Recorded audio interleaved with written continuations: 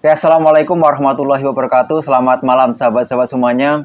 Di episode kali ini kita akan berbincang-bincang dengan Ketua Lembaga Dakwah Nahdlatul Ulama, pengurus cabang istimewa Nahdlatul Ulama di Taiwan, yakni Bapak Kiai Pak Harun Ismail. Selamat malam Pak Kiai.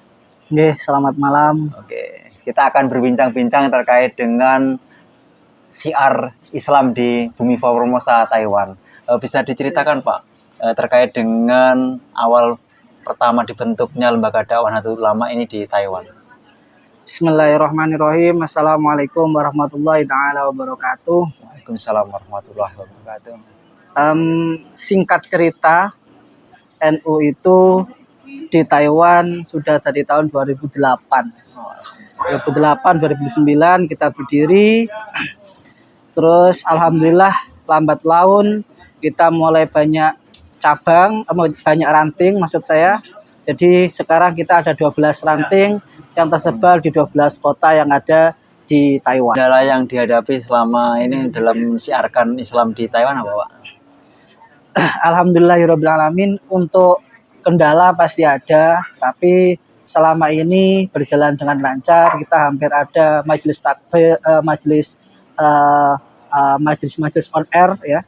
Jadi untuk mengakomodir dari ibu-ibu ataupun bapak-bapak yang tidak bisa ikut majelis taklim atau majelis dzikir secara offline.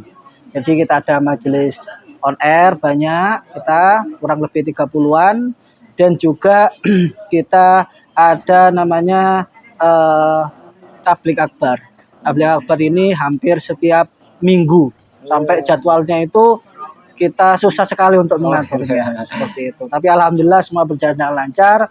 Kalau mengenai kendalanya, mungkin kita lebih terkendala dengan ini ya, dengan waktu dari para jamaah dan juga jamaahnya itu sendiri. Karena jamaahnya selama ini sebagian besar masih didominasi oleh orang Indonesia ataupun orang Muslim yang bukan orang lokal. Jadi orang lokalnya masih tidak begitu banyak yang ikut. Karena memang Taiwan mayoritasnya bukan Muslim seperti itu. Mengenai situasi terkini itu jumlah mualaf yang ada di Taiwan yang sudah dibimbing melalui PCI NU Taiwan sudah ada berapa Pak? Alhamdulillahirrahmanirrahim. Kalau total sebenarnya sudah sangatlah banyak.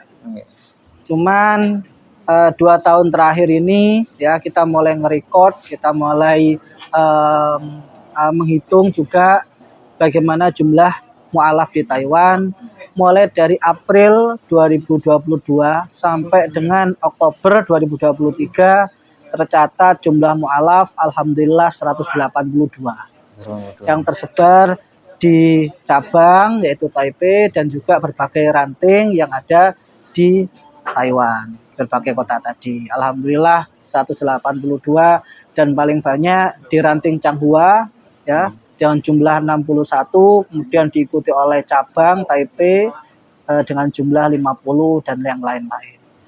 Berarti setelah mualaf itu pendampingan yang dilakukan oleh PCI NU apa Pak?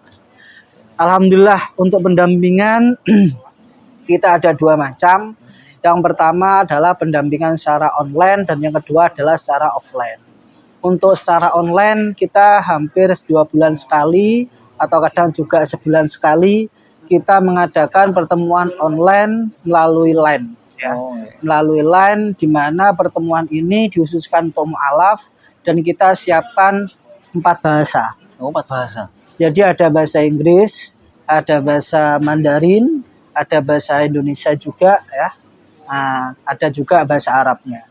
Dan karena memang jumlah mu'alaf kita itu sebegitu banyaknya itu nggak hanya dari orang Taiwan, ada orang Thailand, ada orang Vietnam, ya, ada dari berbagai negara yang ada di Taiwan. Oleh sebab itu kita memberikan fasilitas dengan berbagai bahasa ketika ada kelas online itu. Terus juga kemarin sempat ada offline juga, kelas offline di sini. Cuman terkendala kita masih dengan jumlah peserta karena memang kulturnya orang Taiwan itu tidak suka ngopi-ngopi kayak kita. Ya, kalau kayak kita sering ngumpul, sering ngopi, sering makan bareng, kalau orang Taiwan beda. Ya kendalanya masih di situ saja. Tapi alhamdulillah dengan doa teman-teman, usaha teman-teman semuanya, doa para masyayikh, alhamdulillah lancar selama ini. keunikan mereka dalam belajar agama Islam itu seperti apa, Pak? Ketika orang setelah mualaf, itu mereka itu kesulitannya dari sisi selain selisih bahasa, sisi apa ya, Pak? Yang pertama adalah tentang masalah ubudiyah. Ubudiyah. Jadi memang kadang mereka masih belum totalitas secara 100% itu siap untuk menerima konsekuensi menjadi seorang muslim. Oleh sebab itu kita bimbing secara pelan-pelan. Jadi kita juga ada kelas-kelas yang tentatif, maksudnya sesuai kebutuhan dari mualaf. Alhamdulillah waktu itu juga ada yang belajar sholat. Jadi belajar sholat. Jadi waktu itu saya ajarin di sini. Ya kita pelan-pelan, kurang lebih sekitar 2 jam itu masih 1 rakaat. Jadi masih pelan-pelan sekali. Terus mengenai bacaan ya kita beratkan karena memang mualaf masih awal-awal. Jadi apa yang mereka bisanya baca bismillah ya bismillah aja. Jadi masih pelan-pelan. Juga ada yang kita kemarin belajar bismillahirrahmanirrahim, dan itu juga cukup lama ya, 1 jam lebih ya. Karena memang kegiatan ubudiyah kan berbeda dengan agama-agama yang lain. Setiap agama berbeda. Jadi ada sholat, ada wudhu dan lain sebagainya yang harus kita ajari pelan-pelan. Rata-rata yang latar belakang mereka untuk mualaf itu apa, Pak? Kalau latar belakang banyak ya, banyak latar belakang. Ada memang yang mereka benar-benar tersentuh ingin jadi seorang mualaf. Dan juga ada faktor-faktor yang lain. Kalau memang salah satunya yang tersentuh dengan hatinya memang sudah diberi hidayah oleh Allah, itu salah satu ceritanya waktu di Taipei itu ada sholat Idul Fitri. Ya. Idul Fitri waktu itu hujan rintik-rintik, karena banyak media yang meliput, kebetulan dia itu lagi ikut di situ. Dia tuh heran sama orang Muslim. Kok bisa ketika hujan-hujan mereka masih bisa sujud bersama. Dan itu diikuti oleh ribuan. Seperti yang kemarin kita tembus 15.000. Alhamdulillah. Jadi dia itu heran, akhirnya dia itu hatinya tersentuh, alhamdulillah akhirnya dia mu'alaf. Dia menceritakan seperti itu, jalannya hidayah. Jadi kita kadang sebagai panitia berpikir, waduh kok hujan ini ya. Ternyata alhamdulillah ada berkahnya. Salah satu berkahnya adalah ada mu'alaf ya yang baru masuk Islam. Alhamdulillah. Selama ini yang dengan sebagai orang yang membimbing, menuntun, mengucapkan kalimat syahadat, perasaannya gimana, Pak? Ketika menyaksikan dan menuntun orang mu'alaf itu? Alhamdulillah secara personal saya sangat senang sekali karena memang saya sebenarnya nggak ada niatan untuk apa-apa. Saya hanya meneruskan bagaimanakah perjuangan-perjuangan para guru-guru saya di pesantren, para masyayikh. Jadi kita cuma membantu apa yang mereka sudah ajarkan, para baib yang diajarkan, bagaimana mereka mengajar kita. Jadi kita cuman melanjutkan saja. Jadi secara perasaan senang ya, tapi ya kita masih terus berusaha. Alhamdulillah. Harapan jenengan ke depannya dengan banyaknya mu'alaf yang 180-an tadi itu apa, Pak? Harapan saya karena memang tidak bisa dipungkiri bahwa kita di Taiwan itu tidak bisa sampai selamanya.